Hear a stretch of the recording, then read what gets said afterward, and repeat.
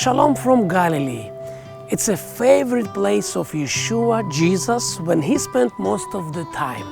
Now in this series we're going to speak about feasts, and Yeshua went from Galilee, from this very area, to Jerusalem. Every time we see when feasts were coming closer, Yeshua would go to Jerusalem from here. So I came here to Galilee to think about Galilean experience, the preparation for Jerusalem feasts, and what Jesus have been doing before the feasts.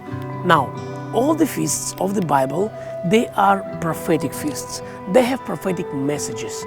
Of course, there is wonderful traditions and celebrations around this feast, and Judaism and Jewish people in Israel celebrate till today.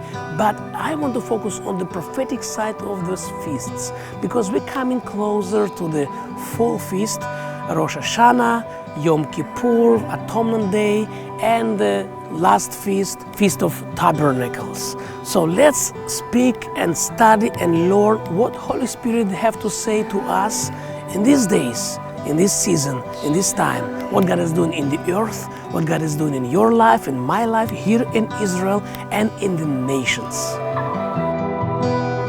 Nahum 1:15 says, "O Judah, keep your appointed feasts." Every time when feasts were near, Jesus would speak with his disciples, and he would leave his area of Capernaum, because Capernaum was his office, and he would walk all the way up to Jerusalem by the Jordan River, all the way to Jerusalem to celebrate biblical feasts. When we're speaking about biblical feasts, important to remember there's two seasons of the feasts: Feast of Pesach, Shavuot, and other feasts. And now we're approaching second season of feast, final feasts.